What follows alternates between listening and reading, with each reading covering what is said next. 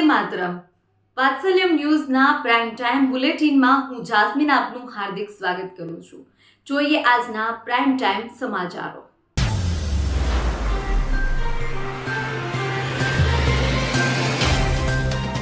ભરૂચ કોર્ટે સગીરા પર દુષ્કર્મ ગુજારવાના મામલામાં દાખલારૂપ ચુકાદો આપ્યો છે. સ્પેશિયલ પોક્સો કોર્ટે પરિણીત પ્રેમિકાની સગીર દીકરીને હવસનો શિકાર બનાવનારને આજીવન કેદની સજા ફટકારી છે. અલ્તાફ હુસેન અબ્દુલ રહેમાન દિવાનને આજીવન કેદની સજા ફટકારાઈ છે. વેચી દેવાનું કાવતરું પણ ઘડાયું હતું. બાળકીને તેની ફોઈની આખી ઘટના જણાવતા 24 માર્ચ 2019ના રોજ આખો મામલો પોલીસ સ્ટેશન પહોંચ્યો હતો. પીડિતા બાળકીની માતાએ પણ આરોપી બનાવાઈ હતી, જોકે તેને પુરાવાના અભાવે છોડી મુકાઈ છે. સરકાર તરફે મુખ્ય સરકારી વકીલ પીબી પંડ્યાએ દલીલો કરી હતી. રિપોર્ટર સમીર પટેલ, ભરૂચ.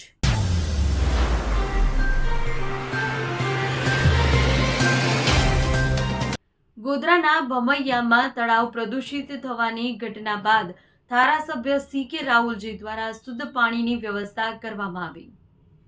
ગોધરાના ભામોયા પશ્ચિમ ગામમાં તળાવમાંથી શંકાસ્પદ માંસનો જથ્થો મળી આવવાની ઘટનાને પગલે ગ્રામજનોમાં ચિંતા અને રોષ ફેલાયો હતો. તળાવની નજીક જ વોટર વર્કસની પાણીની ટાંકી હોવાથી ગામમાં પીવાના પાણી પર સંકટ ઊભું થયું છે.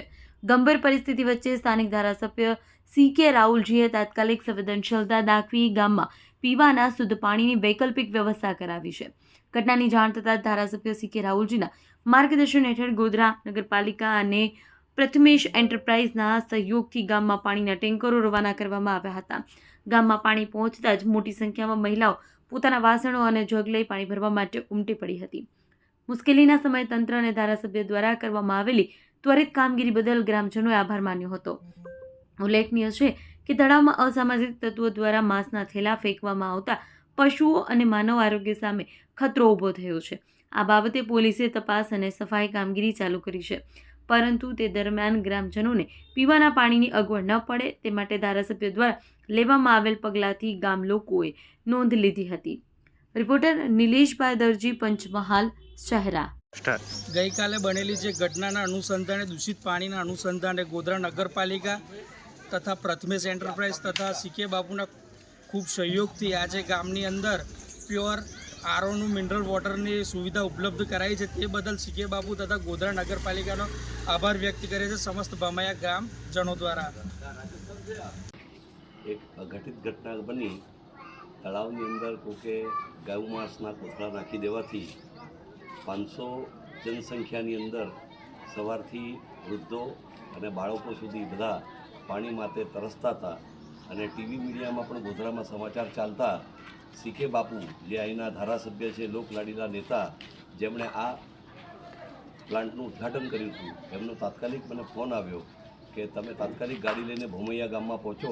તો સવારથી લોકો પાણી વગર બેઠા છે અને તમામ ગ્રામવાસીઓને આજે અલ્કલાઇન પાણી મળી લેવું જોઈએ અને એવી વ્યવસ્થા ગોઠવી હતી. અને આદેશ મળતાની સાથે જ અમે લોકો અહીંયા પહોંચ્યા છીએ.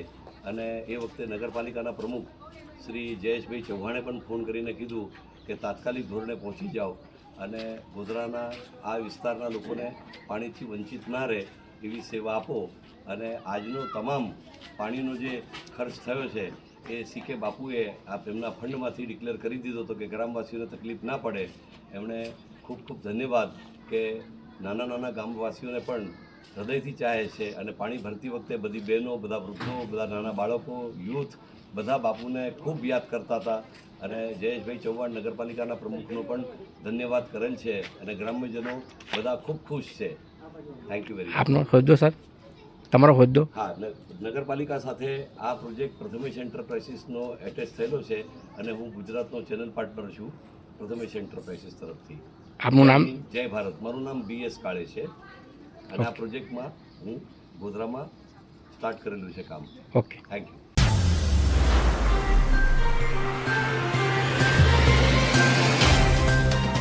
સમગ્ર ગુજરાતમાં ભાજપ પોલીસનો દુરુપયોગ કરી રહી છે તેવો મનોજ સોરઠિયાનો આક્ષેપ.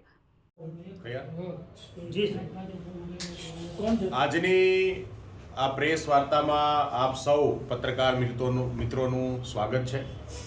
આપ સૌ જાણો છો કે ગુજરાતમાં છેલ્લા 30 વર્ષથી ભાજપની જે સરકાર છે એમની પાસે માત્ર ને માત્ર હવે તંત્રનો અને પોલીસનો દુરુપયોગ કર્યા સિવાય કશું બેચ્યું નથી. વિસાવદરની જનતાએ આમ આદમી પાર્ટીને આશીર્વાદ આપી આ સરકારની તાનાશાહીને સામે લડવા માટે એક નવો રસ્તો અપનાવ્યો ત્યારે ગુજરાતની અંદર આજે આખા ગુજરાતમાં લોકો આમ આદમી પાર્ટી પર આશા રાખીને બેઠા છે. જેવી રીતે આપણે સૌ જાણીએ કે મગફળીની ખરીદીની અંદર જે ગેરરીતિઓ થાય છે, મગફળીના ટેકાના ભાવે ખરીદીના કેન્દ્રો ઉપર ખેડૂતો પાસે ખોટી રીતે પૈસા પડાવવાનું જે કાવતરું છે એની ફરિયાદ મળતા આમ આદમી પાર્ટીના જિલ્લા પ્રમુખ હરેશભાઈ સાવલિયા ટીમ સાથે ખરીદી કેન્દ્ર પર પહોંચ્યા હતા અને ખેડૂતો માટે ત્યાં જ્યારે રજૂઆતો થઈ ત્યારે ખોટી હાથોપાઈ કરી અને હરેશભાઈને આ જે ત્યાંના ગુંડાઓ છે, મળતિયાઓ છે, એમણે ખોટી ફરિયાદ કરી અને એમના ઉપર એટ્રોસિટી જેવી ફરિયાદ કરવામાં આવી છે. ત્યારબાદ જેલની અંદર, જેલ આમ જોવા જઈએ તો ખુખાર કેદીઓનું ઘર અથવા ખુખાર કેદીઓ રહેતા હોય છે. એવા સમયની અંદર જેલમાં 7 થી 8 જણાએ હરેશભાઈ સાવલિયા ઉપર હુમલો કરી અને ગંભીર રીતે ઘાયલ કરવાનું કામ કર્યું અને ત્યાર પછી ફરીથી એના ઉપર જ માર ખાવાવાળા ઉપર જ ફરીથી ફરિયાદ કરવામાં આવી, ખોટી ફરિયાદ કરવામાં આવી અને એમને 307 જેવી ગંભીર કલમો નાખીને જેલમાં રાખવા માટે, લાંબો સમય જેલમાં રાખવા માટેનું આખું આ કાવતરું છે. સંત સુરા અને સાવજની ધરતી આ જૂનાગઢમાં સત્તા જે છે એ તદ્દન અનૈતિક લોકો, પાપીઓના હાથમાં સત્તા છે જે સત્તાનો દુરુપયોગ કરે છે. ભાજપના ઈશારે આ ફરિયાદ થઈ. આ ફરિયાદના જે ફરિયાદીઓ છે એનું તમે બેકગ્રાઉન્ડ ચેક કરો. અમે થોડી માહિતીઓ મેળવી કે આ ફરિયાદની અંદર જેણે હરેશભાઈ પર ફરિયાદ કરી છે એ બહુ રીઢો ગુનેગાર છે. એમણે એક દીકરીને ત્યાં રાતે જઈ અને એમના ઘર ઉપર ચાકુ જે છે એ ગળા ઉપર રાખી અને એમને લૂંટી લેવાનો પ્રયાસ, એમને એમના મોબાઈલ લૂંટી લેવાનો પ્રયાસ ને લૂંટી લીધો એવી ફરિયાદ એમના વિરુદ્ધમાં નોંધાઈ છે. પોલીસ સ્ટેશનની અંદર પોલીસો પર હુમલો કરવાનું અને એ હુમલામાં પોલીસની ફરજના રૂકાવટના કેસમાં અત્યારે એ જેલમાં છે. અનેક ગુનાના આરોપીઓ, 302ના આરોપીઓ છે કે જેમણે ખૂનના આરોપમાં જેલ ભોગવે છે. આવા લોકોએ ભેગા થઈ અને હરેશભાઈ ઉપર હુમલો કર્યો છે. આ હુમલો બહુ સામાન્ય વાત નથી, પણ આમ આદમી પાર્ટી જે જનતાની લડાઈ લડે છે એ જનતાની લડાઈ લડનાર લોકોનું મોરલ તોડવા માટે અને આ જે યોદ્ધાઓ છે એમને કોઈ ને કોઈ રીતે એમનો ઘેરે બેસાડવાનો એક પ્રયત્ન છે. પણ આમ આદમી પાર્ટી આવા તમામ હુમલાઓની સામે સતત લડે છે. ખેડૂતો માટેના આજે પણ અમારા સાથીઓ, ખેડૂતો હળદરની અંદર જે ઘટના ઘટી એમાં આજે પણ અમારા કેટલાક સાથીઓ હજુ જેલમાં છે. સુરતની અંદર પણ અમારા એક કાર્યકર્તાને ઉપર ખોટી રીતે એમને પોલીસ દ્વારા ફસાવી અને એમને જેલમાં નાખવાનું કામ કર્યું છે. અનેક રીતે આજે જોઈશું તો સુરત, આખા ગુજરાતની અંદર જ્યારે આ ભારતીય જનતા પાર્ટી જે છે એ પોલીસનો દુરુપયોગ કરી, ખોટી એફઆઈઆરો કરી અને આમ આદમી પાર્ટીના નેતાઓને જેલમાં રાખવાના પ્રયત્ન કરે છે.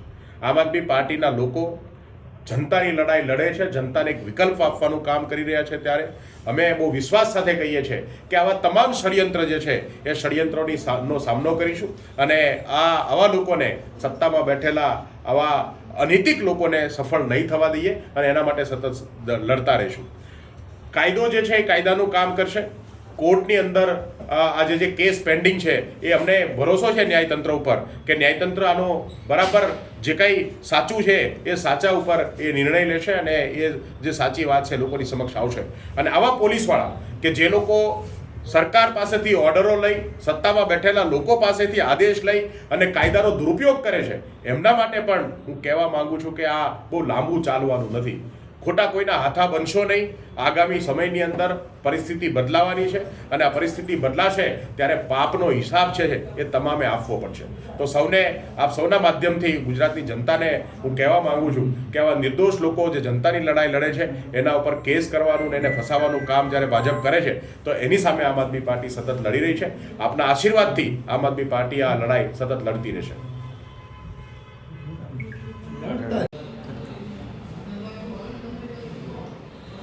આજે આમ આદમી પાર્ટી જૂનાગઢના જે જિલ્લા પ્રમુખ છે હરેશભાઈ સાવલિયા, એના ઉપર જેલની અંદર જે ગંભીર હુમલો કરી જીવલેણ હુમલો કરનાર જે લોકો છે એ લોકોની કેટલીક માહિતી આજે આપણે આપના માધ્યમથી આપ સૌની વચ્ચે હું આપવા માંગુ છું. જે આરોપી છે કે જેમણે હરેશભાઈ ઉપર હુમલો કર્યો છે એમાં મોટાભાગના 302ના ગુનેગારો છે, હત્યાના ગુનેગારો છે, ડ્રગ્સ અને દારૂના કેસોની અંદર જેલમાં હોય એવા લોકો છે, લૂંટના આરોપીઓ છે અને જેમણે હરેશભાઈ ઉપર હુમલો કર્યો છે અને એની પર હરેશભાઈ ઉપર ફરિયાદ આપી છે એ વ્યક્તિ ખૂબ જ રીઢો ગુનેગાર અને એમણે હરેશભાઈ ઉપર કોઈના આદેશથી, ભાજપના નેતાઓના આદેશથી પોલીસની સાથે મળી અને આખું ષડયંત્ર રચ્યું છે. આ ષડયંત્રનો પર્દાફાશ કોર્ટની અંદર થશે. અમને ન્યાયતંત્ર ઉપર પૂરો ભરોસો છે. પણ જે સ્થિતિ આજે ગુજરાતની અંદર ભારતીય જનતા પાર્ટીએ ઊભી કરી છે, ભાજપની સામે બોલનાર, ભાજપની સામે અવાજ કરનાર, જનતાનો જે મુદ્દાઓ છે એ મુદ્દા ઉપાડનાર તમામ લોકો જે છે એવા લોકોને ભારતીય જનતા પાર્ટી તંત્રનો દુરુપયોગ કરી અને પોલીસનો દુરુપયોગ કરી અને જેલમાં નાખવાનું કામ કરે છે. ગુજરાતની જનતા ભાજપની આ નીતિઓથી વાકેફ છે અને હું કહેવા માંગુ છું કે ગુજરાતમાં આગામી દિવસોની અંદર ભાજપના અત્યાચારી અને તાનાશાહી શાસનને ખતમ કરવા માટે આમ આદમી પાર્ટીના યોદ્ધાઓ જે છે એ આવા તમામ ષડયંત્રની સામે લડશે અને ગુજરાતને આ તાનાશાહી અને અત્યાચારની મુક્ત કરશે.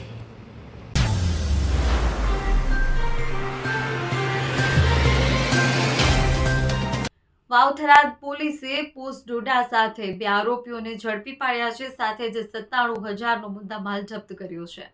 વાવથરાદ જિલ્લાના થરાદ પોલીસ સ્ટેશન વિસ્તારમાં માદક પદાર્થ વિરુદ્ધ મોટી કાર્યવાહી હાથ ધરવામાં આવી છે. ભારતમાલા રોડ ખોડા ઓપી વિસ્તારમાં પેટ્રોલિંગ દરમિયાન શંકાસ્પદ મોટરસાયકલ અટકાવી તપાસ કરતા એમાં 2 આરોપીઓ પાસેથી 488 ગ્રામ પોસ્ટ ડોડાનો જથ્થો ઝડપાયો છે. પોસ્ટ ડોડાની કિંમત 73,020, મોબાઈલ ફોન, મોટરસાયકલ સહિત કુલ મુદ્દામાલ 97,320નો બંને આરોપીઓ સામે કાયદેસરની કાર્યવાહી શરૂ કરી છે. ઇલેક્ટ્રિક એક્ટિવા મારફતે સપ્લાય થતા હોવાનો ખુલાસો થયો છે. થરાદ પોલીસની સચોટ કામગીરીથી નશાના કારોબાર પર ફરી એક વખત કડક પ્રહાર કરવામાં આવ્યો છે.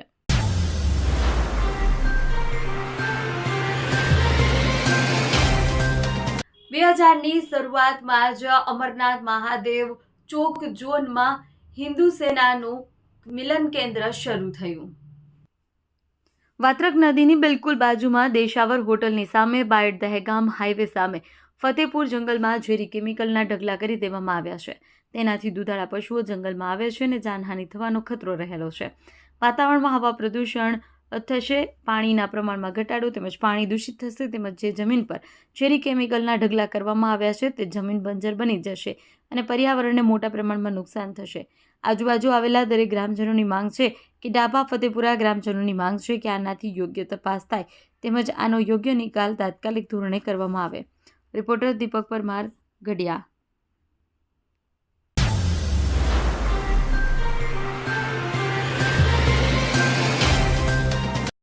યાત્રાધામ પાવાગઢ ખાતે પોષી પૂનમને લઈ માતાજીના દર્શન કરવા માટે ભક્તોનું ઘોડાપૂર ઉમટ્યું હતું. આજે પોષ પૂનમના પવિત્ર દિવસે મોટી સંખ્યામાં માય ભક્તોએ શક્તિપીઠ પાવાગઢ ડુંગર ઉપર બિરાજમાન મહાકાળી માતાજીના દર્શનનો લાભ લીધો હતો. પોષી પૂનમનું ધાર્મિક મહત્વ ખૂબ જ વિશેષ છે. ભક્તિ અને પવિત્રતાનો દિવસ હોવાથી આજે શનિવારે શક્તિપીઠ પાવાગઢ ખાતે વહેલી સવારથી જ જગતજનની મહાકાળી માતાજીના દર્શન કરવા માટે માય ભક્તોની ભારે ભીડ જોવા મળી હતી.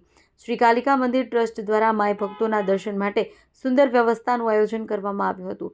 તો ભક્તો સરળતાથી માચી સુધી જઈ માતાજીના દર્શન કરી શકે તે માટે પોલીસ દ્વારા સુચારુ વ્યવસ્થા કરવામાં આવી હતી. વાત્સલ્યમ સમાચાર, કાદિર દાઢી, હાલોલ.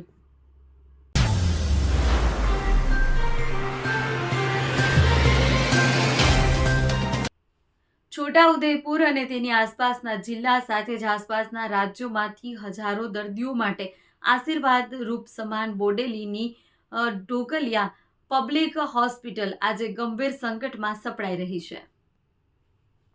છોટાઉદેપુર જિલ્લા સહિત આસપાસના જિલ્લા અને હવે પાડોશી રાજ્યોમાંથી આવતા હજારો દર્દીઓ માટે આશીર્વાદરૂપ ગણાતી બોડેલીની ઐતિહાસિક ઢોકલિયા પબ્લિક હોસ્પિટલ આજે ગંભીર સંકટમાં સપડાઈ છે. ટ્રસ્ટીઓ સાથે થયેલી ફરિયાદ બાદ દવાઓની ખરીદી પ્રક્રિયા બંધ થતાં સારવાર વ્યવસ્થા ખોરવાઈ ગઈ છે, જેને કારણે દાખલ દર્દીઓ લેવાનું બંધ કરી દેવામાં આવ્યું છે અને 4 મહત્વના ડોક્ટરોને રાજીનામું પણ આપી દીધું છે. સમગ્ર મામલે દર્દીઓ અને તેમના પરિવારજનો ભારે મુશ્કેલીમાં મુકાયા છે. આ રીતે છોટાઉદેપુર જિલ્લાના આદિવાસી પૂર્વ પટ્ટા માટે આશીર્વાદ સમાન ઢોકલિયા પબ્લિક હોસ્પિટલ આજે ટ્રસ્ટીઓના વિવાદને કારણે અસ્તિત્વના સંકટ સામે ઝઝૂમી રહી છે. સ્થાનિક નાગરિકો અને આગેવાનો દ્વારા જિલ્લા વહીવટીતંત્રને તાત્કાલિક હસ્તક્ષેપ કરવાની માંગ ઉઠી છે, જેથી ગરીબ અને ગ્રામ્ય વિસ્તારના દર્દીઓને ફરી યોગ્ય અને સમયસર સારવાર મળી શકે. હવે જોવાનું રહ્યું કે જિલ્લા પ્રશાસન આ મામલે કેટલું ઝડપથી પગલાં ભરે છે. રિપોર્ટર તોસિફ ખત્રી. છેલ્લા 90 વર્ષથી Bodeli Dhokaliya public hospital trust સંચાલિત આ હોસ્પિટલ ચાલુ છે ગામમાં, અને ઘણી એવી સારી હોસ્પિટલની અંદર સુવિધાઓ દર્દીઓને મળી રહી છે. છેલ્લા જે પણ આ ટ્રસ્ટીઓનો વિવાદ હોય એ સરકારશ્રી સાઇટ પર મૂકીને વહીવટદાર નિમીને આ હોસ્પિટલની ખરીદી ચાલુ કરી છે, તો જેથી છોટાઉદેપુર જિલ્લાના મહારાષ્ટ્ર દેશના કે આજુબાજુના તમામ પ્રાંતના લોકો અહીંયા સેવા દર્દીઓ આવી રહ્યા છે, જેમની ટ્રીટમેન્ટ સારી રીતે હોસ્પિટલ સ્ટાફ કરી શકે એવી અમારી સરકારશ્રીની અપીલ છે. મારી બહેનને 4 મહિના પહેલાં વેન્ટિલેટર પર મૂકવી પડી હતી, અને આ હોસ્પિટલથી ડૉક્ટર કુણાલ પટેલ દ્વારા એમનો જીવ બચ્યો હતો. એક સારા બેસ્ટ ફિઝિશિયન આપણા ગામને મળ્યા છે. તો દવાખાનાનો તમામ સ્ટાફ અત્યારે સારો છે, તો સરકારશ્રીને વિનંતી છે કે જલ્દીથી આ હોસ્પિટલની તમામ સુવિધાઓ કાર્યરત કરે અને જે દવાની ખરીદી બંધ કરાઈ છે એ પણ ચાલુ કરી દે એવી અમારી વિનંતી છે. મારું નામ જય તિવારી છે. હાલમાં હોસ્પિટલની ઓપીડી તમામ ચાલુ છે.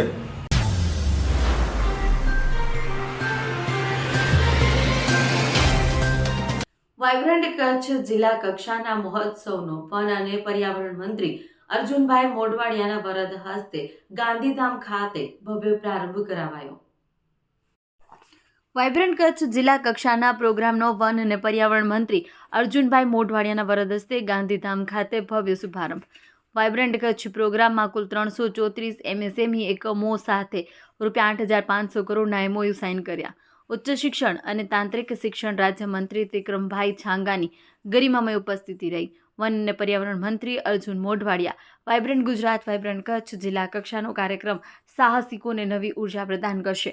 વડાપ્રધાનના વિઝનના લીધે વિકાસનું કેન્દ્ર બનેલું કચ્છ દેશના લાખો લોકોને રોજગારી આપી રહ્યું છે.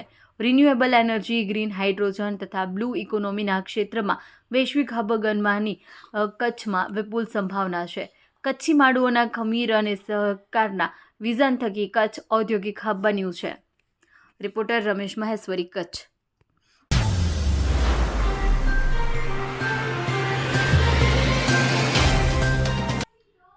આપ ધારાસભ્ય ચેતર વસાવાએ ચાલુ કાર્યક્રમ દરમિયાન કલેક્ટર સહિત અન્ય અધિકારીઓને ઉધડો લીધો હતો. સાગબારા ખાતે એકલવ્ય મોડેલ રેસિડેન્શિયલ સ્કૂલના લોકાર્પણમાં આપ ધારાસભ્ય ચેતર વસાવાને આમંત્રણ ન અપાતા ધારાસભ્ય ચેતર વસાવાએ ચાલુ કાર્યક્રમમાં કલેક્ટર સહિત તમામ અધિકારીઓને ખખડાવ્યા. નર્મદા જિલ્લા સાગબારા ખાતે એકલવ્ય મોડેલ રેસિડેન્શિયલ સ્કૂલમાં લોકાર્પણમાં આપ ધારાસભ્ય ચેતર વસાવાએ હાજરી આપી. કાર્યક્રમમાં ધારાસભ્ય ચેતર વસાવાએ જણાવ્યું કે 240ની કેપેસિટીવાળી 16 ક્લાસરૂમ, લેબોરેટરી, લાઇબ્રેરી સહિત તમામ સુવિધાઓથી સજ્જ સંકુલ બનાવવામાં આવ્યું છે. અહીંયાથી ભણી ગણી યુવાનો પોતાની કારકિર્દીને આગળ વધારશે, માટે ગુજરાત સરકારના સાહસને અમે બિરદાવીએ છીએ. આ કાર્યક્રમમાં સરકારના મંત્રી અને સાંસદ પોતે બેઠા છે, તો હું કહેવા માંગુ છું કે મારા વિસ્તારમાં આટલા મોટા કાર્યક્રમનું આયોજન કરવામાં આવ્યું, પરંતુ કલેક્ટર કે પ્રાંત અધિકારી સહિત કોઈએ મને શા માટે આમંત્રણ આપ્યું નહીં. આ વિસ્તારનો ધારાસભ્ય છું, તેમ છતાં પણ મને કોઈએ ફોન કરી કે પત્રિકા આપી જાણ કરી નથી. આ બાબતે ખુલાસો કરવામાં આવે, કારણ કે આ મારું નહીં પરંતુ મારી જનતાનું અપમાન છે. કોઈ પત્રિકામાં મારું નામ છાપે અથવા તો કોઈ તકતીમાં મારું નામ છપાય તો જ હું કાર્યક્રમમાં આવું એવો માણસ નથી. મને મારા એક સરપંચે કહ્યું કે આટલો મોટો કાર્યક્રમ થઈ રહ્યો છે, માટે તમારે આવવું પડશે, તો એમની વાત સાંભળી હું આવ્યો છું. બેઠા છો, સાંસદ સાહેબ પણ છે. સાહેબ, આટલો મોટો મારા વિસ્તારમાં કાર્યક્રમ છે. કલેક્ટર સાહેબ, પ્રાંત સાહેબ અને પ્રાયોજનાજી, શર્માજી, હું અહીંનો ધારાસભ્ય છું. ભાઈ, મને કેમ કોઈ ફોન બી નહીં કર્યો, પત્રિકા નહીં, જાણ નહીં? ખુલાસો કરો. હું ધારાસભ્ય છું ભાઈ. આ મારું અપમાન નથી, મારી જનતાનું અપમાન છે. આ મારું અપમાન નથી. મને કોઈ કાર્યક્રમનો મોહતાજ નથી. મને પત્રિકામાં નામ આવે, મારી તકતીમાં નામ આવે તો જ ચૈતર વસાવા આવે એવું નથી. ચૈતર વસાવા નામ માટે હું નથી આવતો. મારા જનતાને મારા સરપંચે કીધું કે આટલો મોટો કાર્યક્રમ છે શિક્ષણનો, સાહેબ તમારે આવવું પડશે, એટલે મેં આવ્યો છું. અને કલેક્ટર સાહેબ તમારી જવાબદારી છે, તમે વહીવટ છો, તમે મને ફોન કરીને જણાવો ને કાર્યક્રમ છે. મંત્રી સાહેબ ગાંધીનગરથી આવે છે, કઈ તકલીફ છે અમારાથી તમને? પ્રાયોજનાજી શર્માજી તકલીફ હે આપકો? તો કેમ ભાઈ તમે અમને જાણ નથી કરતા? કેમ આમંત્રણ નથી આપતા? તમારું વહીવટી તંત્ર હું ધંધા કરે છે ને બધું ખબર છે. હમણાં મોદી સાહેબ આવ્યા હતા, ખર્ચો થાય ભાઈ, 8-10 કરોડ રૂપિયાનો ખર્ચો થાય. તમે દેવ મોગરામાં ડેકોરેશન માટે કલેક્ટર સાહેબ 16 કરોડ રૂપિયાનો અમારા આદિજાતિ બજેટમાં ખર્ચો પાડ્યો છે. તમે ત્યાં મોદી સાહેબના મંડપના સ્ટેજ માટે 15 કરોડના ખર્ચા કર્યા છે. ટોયલેટ, મોબાઈલ ટોયલેટ માટે 2,40,000નો 2 કરોડ ને 40 લાખના તમે ખર્ચા પાડ્યા છે. નાસ્તા માટે 2 કરોડ ખર્ચા પાડ્યા છે. તમે ડોમ માટે 2 કરોડ ખર્ચા પાડ્યા, ચા માટે 2 કરોડ ખર્ચા પાડ્યા, બસ માટે 2 કરોડ ને 71 લાખ રૂપિયાનો ખર્ચો પાડ્યો. કેમ? અમે સવાલ પૂછીએ એટલે તમને નડીએ છે? તમારા મનમાં ધુમાડો હોય તો કાઢી નાખજો ભાઈ. બરાબર છે, આ જનતાના ટેક્સના પગારે આપણે બધા છે. આ જનતાના ટેક્સનો પગાર મને પણ મળે છે, તમને પણ. કલેક્ટરથી તલાટીથી લઈને કલેક્ટર સુધીના બધા તમે નોકર છો, અમે બધા સેવક છે. આ લોકોએ જે પણ કે અમે પ્રતિનિધિ છે, અમને અધિકારો આપ્યા છે. તમે અમને કેમ અહીંયા બોલાવ્યા નથી? ના સાહેબ, અમારે વિદ્યાર્થીઓ અમે કેવું પડે છે. અમને કઈ, તમે દર વખતે ચિકદામાં કીધું, દર વખતે આ જ પ્રશ્ન ઉભો કરો છો, દર વખતે આ જ પ્રશ્ન ઉભો કરો છો. ઓ ભાઈ, ધારાસભ્ય છું, લોકોએ મને ચૂંટ્યા છે, મને આમંત્રણ જોઈએ ભાઈ. આ કોઈના પૈસાથી આ બિલ્ડિંગ નથી બની, તમારા ઘરના પૈસાથી બની છે. અરે વિષય પર તો મને આમંત્રણ કેમ નથી આપ્યું? મને જાણ કોઈ એક ફોન કેમ નથી કર્યો? કેમ ભાઈ?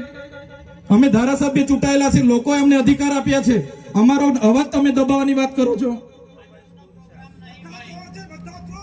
અમને કેમ નથી આમંત્રણ આપ્યું? તમે તમારે આમંત્રણ આપવું જોઈએ ને અમને.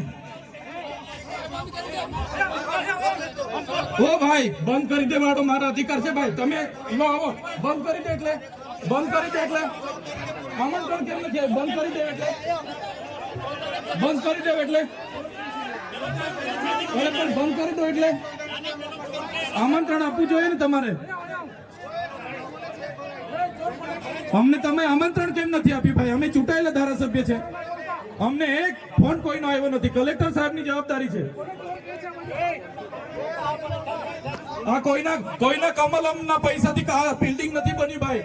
કોઈ તો પછી પણ સાહેબ, અમે તમારી રિસ્પેક્ટ કરીએ છીએ સાહેબ, ને દરેક સરકારના કાર્યક્રમમાં હું હાજર રહું છું.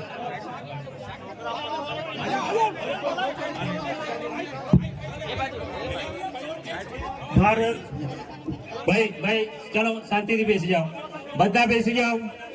એ ભાઈ બધા બેસી જાઓ, બધા બેસી જાઓ.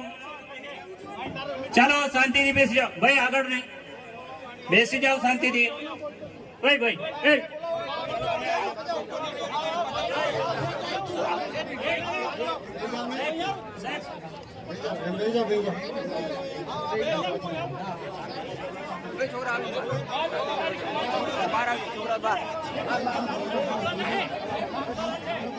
ભાઈ ચાલો ભાઈ, પોલીસ ડિપાર્ટમેન્ટ સાહેબ.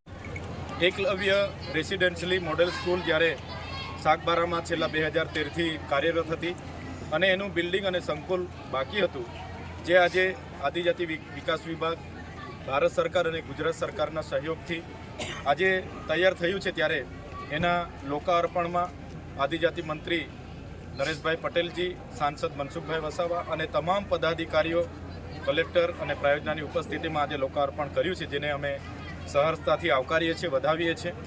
અને આ સંકુલમાં આદિવાસી સમાજના દીકરા દીકરીઓ ખૂબ સારું ભણે, આગળ વધે અને પોતાની કારકિર્દી ઉજળી બનાવે એવી અમે સૌને શુભકામનાઓ પણ આપી છે. સાથે અહીંના સ્ટાફ, એમના આચાર્યશ્રીને પણ અમે કીધું છે. સ્થાનિક અમે ધારાસભ્ય છે અને ધારાસભ્ય તરીકે જ્યારે પણ અમારી જરૂર હશે, નાની મોટી વાતો અમે જે પણ કંઈ હશે અમારી ગ્રાન્ટમાંથી સરકારશ્રીને ધ્યાન પર દોરી અને વહેલી તકે પૂર્ણ થાય એ બાબતે ચર્ચા થઈ છે.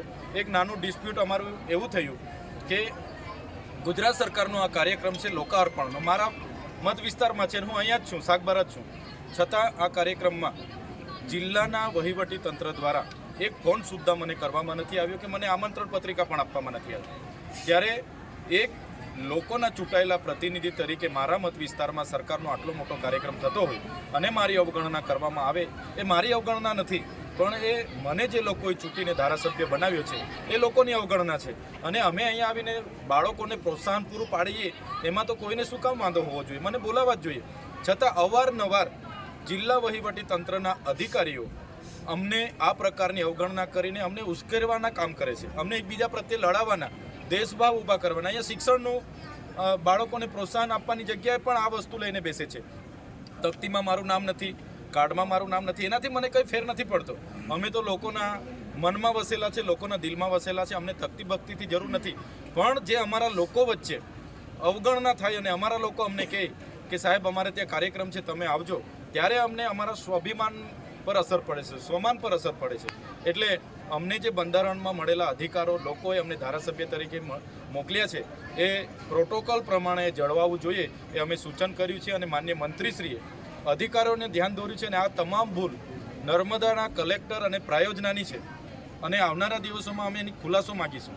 અને આ જ પ્રકારની ભૂલો વારે ઘડે કરતા રહેશે તો અમે કોઈ અમારા સ્વાભિમાન પર આવશે ત્યારે અમે સહન કરવા નથી. એમના પ્રોટોકોલ વિભાગમાં પણ હું ગુજરાત સરકારમાં લખું છું, આના ખુલાસા ત્યાંથી પણ હું માગીશ.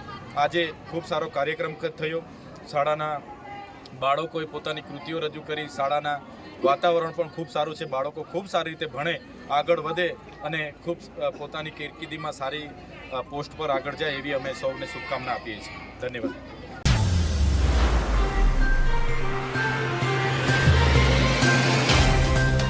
મોરબીમાં રાષ્ટ્રભક્તિનો અનોખો સંગમ નિર્શિવ ફાઉન્ડેશન દ્વારા મોરબી ખાતે સરદાર કથાનું ત્રિદિવસીય આયોજન કરવામાં આવ્યું.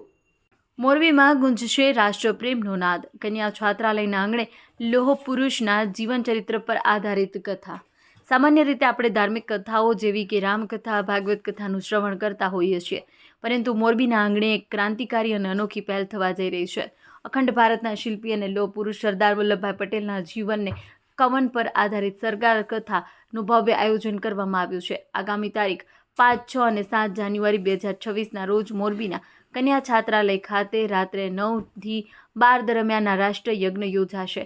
કથાના વક્તા શ્રી શૈલેષ સગપરિયા જાણીતા પ્રેરક વક્તા તથા ભૂતપૂર્વ ક્લાસ 1 અધિકારી તરીકે સેવા આપી ચૂક્યા છે, જેમના મુખે આ અસ્ખલિત કથા વાર્તા સાંભળી લોકોને ખૂબ પ્રેરણા મળશે. કાર્યક્રમનો મુખ્ય ઉદ્દેશ્ય આજથી યુવા પેઢીને સરદારના દ્રઢ મનોબળ, ત્યાગ અને રાષ્ટ્ર નિર્માણના કાર્યોથી પરિચિત કરાવવાનો છે. આ કથામાં કોઈ ચમત્કારી નહીં, પરંતુ સરદાર સાહેબના લોખંડી પુરુષાર્થ અને એકતાના મંત્રની વાતો થશે. આજના સમયમાં જ્યારે રાષ્ટ્રીય એકતા અનિવાર્ય છે, ત્યારે આ કાર્યક્રમ ઉદ્દેશ્ય સમાજમાં નવી ચેતનાના બીજ રોપવાનો છે. આ ત્રિદિવસીય કાર્યક્રમના આયોજક શ્રી નિર્શિવ ફાઉન્ડેશનના શ્રી કડવા પાટીદાર કન્યા કેળવણી મંડળ તથા ગોપાલભાઈ ચમારડી છે. આ માત્ર એક કાર્યક્રમ નથી, પણ રાષ્ટ્રવંદનાનો અવસર છે. મોરબીની રાષ્ટ્રપ્રેમી જનતાને આ સરદાર કથાનો લાભ લેવા માટે જાહેર આમંત્રણ પાઠવવામાં આવ્યું છે. તારીખ 5, 6, 7 જાન્યુઆરીના રોજ આપણે સરદાર પટેલ કન્યા છાત્રાલયના મેદાનમાં સરદાર કથાનું આયોજન આપણે નિર્શિવ ફાઉન્ડેશન, ગોપાલભાઈ ચમારડી તથા રોહનભાઈ રાખજા, આરતીબેન રાખજા, જેમણે નિર્શિવ ફાઉન્ડેશનની સ્થાપક છે જે પોતે, તથા પટેલ કન્યા કેળવણી મંડળ જે પટેલ કન્યા છાત્રાલયના આયોજક જે ટ્રસ્ટી મંડળ છે, એના થકી આ સરસ મજાનું મોરબીના આંગણે આયોજન થઈ રહ્યું છે.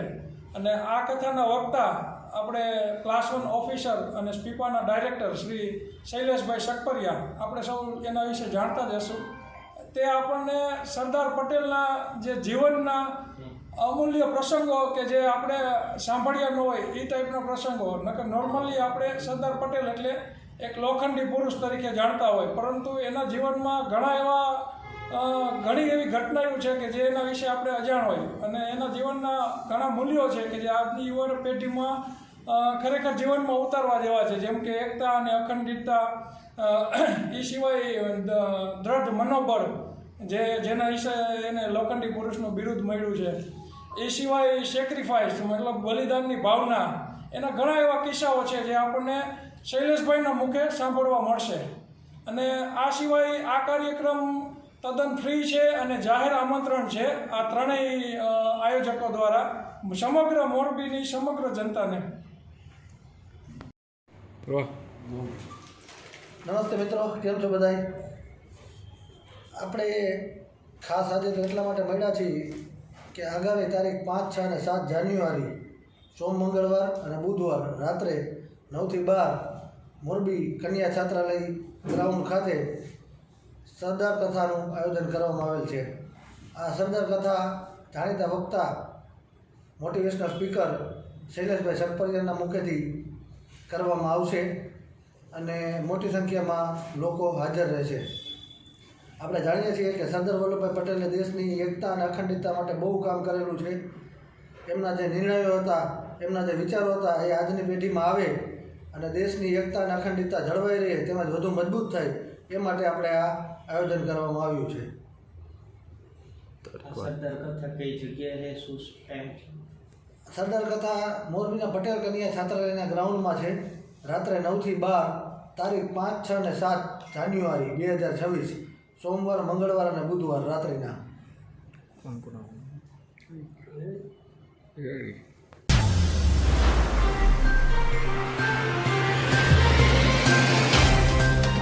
ચાલોદ જૂની ચેકપોસ્ટ પાસેથી ગાંજાની હેરાફેરી ઝડપી પાડવામાં આવી. સાથે જ 18 લાખનો મુદ્દામાલ જપ્ત કરાયો. દાહોદ જિલ્લા પોલીસ અધિક્ષક રવિરાજસિંહ જાડેજાના માર્ગદર્શન હેઠળ તથા નાયબ પોલીસ અધિક્ષક DR પટેલની દેખરેખમાં 31st તહેવાર અન્વયે દારૂબંધી અને નાર્કોટિક્સ સામે ચાલોદ પોલીસે અસરકારક કાર્યવાહી કરી છે.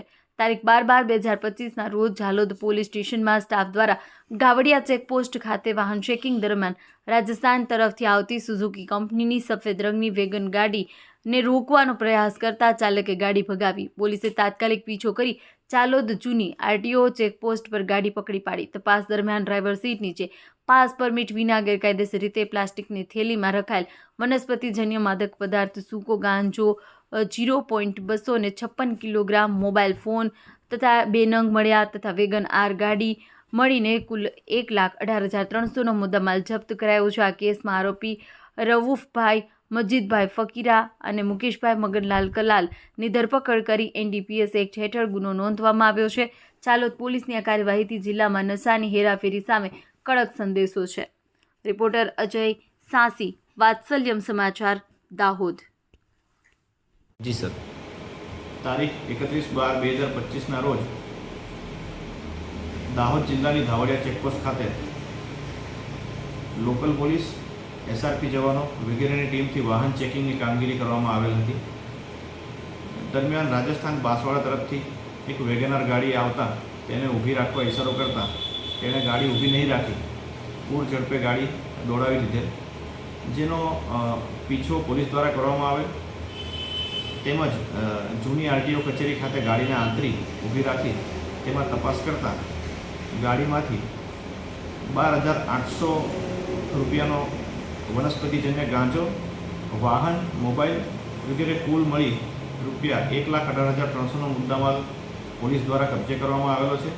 અને પકડાયેલા આરોપીઓ રવૂફભાઈ મજીદભાઈ ફકીરા રહે ઝાલોદ તેમજ મુકેશભાઈ મગનલાલ કલાલ રહે બાંસવાડા રાજસ્થાન નાઓના વિરુદ્ધમાં કાયદેસરની કાર્યવાહી કરવામાં આવેલ છે.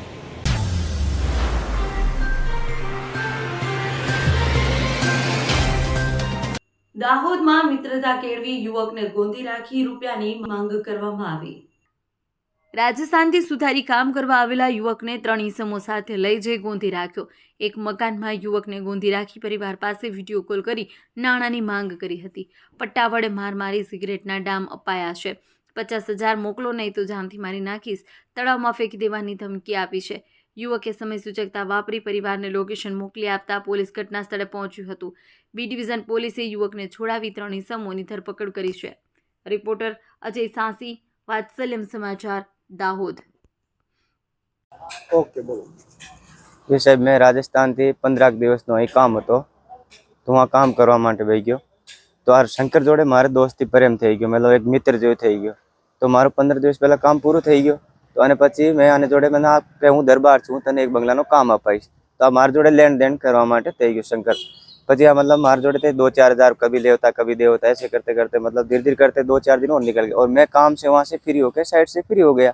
फिर मेरा अहमदाबाद से एक फ़ोन आया, मैं अहमदाबाद काम करने जा रहा था. तो इसने बोला नहीं आज के दिन रुक जा, फिर कल शाम को तू निकल जाना। तो मैं दुकान पर चले गया, तो इसने बोला मेरे को यार 20-30 हज़ार की व्यवस्था करवा दे। तो मैं बोला अभी तो है नहीं। तो ये पहले मेरे से 4 तो ले लिए, फिर इसने बोला तो मेरे पास 2029 रुपये और थे, तो मैंने इसको दे दिया। फिर इसके हाथ में खोटी अंगूठी थी, तो इसने बोला यार इसको कहीं रख देना। तो मैं बोला यार इसको मैं कहाँ रख सकता हूँ, तू इतने टाइम से इधर है, तेरे को नहीं जानते तो मेरे को कौन जानेगा। तो सर इसने बोला नहीं नहीं तो तेरे हाथ में रख, कोई दिक्कत नहीं, तू अभी जाना मत, तो अपने देखते हैं और कल परसों मैं तेरा साइड चालू करवा दूंगा। तो सर इसको मैं एक दिन और वेट करा, फिर इससे कोई साइड नहीं हुआ। तो मैं अहमदाबाद जैसे ही पहुंचा, इसने फ़ोन किया कि मेरा सोने का अंगूठी है। तो मैं तुरंत वापस आया, इसको मैंने बोला मैं भाई अहमदाबाद पहुंच गया, मैं आपके पास 5 बजे तक आता हूँ। 5 बजे मैं गया तो ये मेरे को लेने के लिए आया वहाँ 10 डिपो पे। वहाँ से इसकी दुकान पे आए, चाय वाय भी पिया है। वहाँ से बोला नहीं, तो मैंने बोला यार शंकर अब मैं जा रहा हूँ, मेरे काम की व्यवस्था नहीं है, मैं काम काज के लिए जाऊँगा, दाऊद मेरा काम था पूरा हो गया पूरा। तो फिर उसने क्या बोला है कि घर चलते हैं। घर चलते ही मतलब घर में कोई नहीं था, 3 जने बाइक थी बिगर नंबर प्लेट ने, आगे पास कोई नंबर प्लेट नहीं, एक्टिवा थी। 2 जने, एक मार पाछे बेही गयो, एक आगे बेही गयो। मन घर थी पहला ने मारा आँख वाँख बधी एम जेल बेही गया। मैं શું છે ગમે એમ નીકળતા મારા પાછળથી બેલ્ટ ની મારી, તો હું પડી ગયો। પડ્યા પછી આ મતલબ 3 જણા છે, 3 मतलब बेल्ट थी मारा कपड़ा आखा निकाल दीधा। પછી મને बेल्ट थी मार्यो। પછી मारे घरवाला जोड़े वीडियो कॉलिंग फोन करवानो और पैसा मांगवाना। आ घटना थी है। પછી मतलब अगर जो पुलिस मतलब 15-20 ना आए थोड़ी देर बाद में ना, तो ये मेरे को पक्का ही मार देते। मेरे को तालाब पे लेके गए, बोला तेरे को अभी लास्ट तेरा फर्स्ट एकदम यही लास्ट साल है तेरा, आज के दिन तू लास्ट जीने वाला है। मैं इधर का ये हूँ, मैं वो हूँ, मेरे से बढ़ के कोई नहीं है, सब कुछ के लिए मैं तेरे को मारूंगा। मेरे घर वालों को, परिवार को, जितने मेरे फ़ोन में नंबर थे ना, सबको फ़ोन किया और मेरे को मार मार के बुलवा रहे कि मेरी अंगूठी लेके चला गया। अब मैं इसका कैसे घर जानता हूँ बताओ। कितने पैसे मांग रहे थे? ये मेरे से मतलब पहले तो पुलिस से पहले लास्ट में डन हो गई इनकी 50 हज़ार में, मतलब यस हो गया 50 हज़ार रुपये दे दो तो अभी इसको जिंदा छोड़ दें, नहीं तो मैं इनको मतलब मारे। फिर आपने पुलिस तक कैसे पहुंचे? मैंने लोकेशन मैंने भेजा था, इस मेरे वहाँ लोकेशन भेजना मैंने, मेरे को पता चल गया मैं पुलिस नहीं आएगा जब तक ये मार देगा। तो ऐसे फिर इन्होंने पता चला तो ये लोकेशन डिलीट भी कर दिया, फ़ोन भी इन्होंने ले लिया। फिर मेरा फ़ोन इनके पास था, कभी किसी को फ़ोन कर रहा है, कभी किसी को फ़ोन कर रहा है, बोलो पैसे। फिर घरवाला ने मेरे मतलब पैसे बोला 15 मिनट में 10 मिनट में आपको पैसे डाल दे। ऐसे करते करते लास्ट स्टेट पे गया, इतने पुलिस आ गई, फिर मेरे को यहाँ लेके आ गई। क्या नाम आपका? मेरा नाम श्यामलाल है। ઘટનાની હકીકત એ પ્રકારની છે કે દાહોદ બી ડિવિઝન પોસ્ટ વિસ્તારમાં એક માહિતી પોલીસને મળી હતી કે જેમાં એક વ્યક્તિ છે અમદાવાદના, જેમનું નામ છે શ્યામલભાઈ રાવ। તેમને લોકલ દાહોદના 3 વ્યક્તિઓ શક્કરભાઈ સાંસી, કુણાલ સાંસી અને તોસીફ અંસારી, આ 3 લોકો જે એમના અગાઉ પરિચિતમાં હતા, મિત્ર વર્તુળમાં હતા અને પૈસાની લેદેતીમાં બાકી છે। તો એ એમને અહીંયા બોલાવેલા, આમના ઘરે લઈ જઈ અને એમને પટ્ટા દ્વારા અને અન્ય ઢીકાપાટોથી મૂઢમાર મારેલો અને ત્યારબાદ વિડીયો કોલ કરી એમના પરિવારનો સંપર્ક કરી એમની પાસેથી પૈસાની માંગણી કરેલી। આ અન્વયે પોલીસને માહિતી મળતા પોલીસ દ્વારા ટેકનિકલ એનાલિસિસ કરી વ્યક્તિને રેસ્ક્યુ કરવામાં આવેલો છે અને અન્ય 3 આરોપીઓ જે હતા એ 3 આરોપીની હાલમાં ધરપકડ કરવામાં આવેલી છે।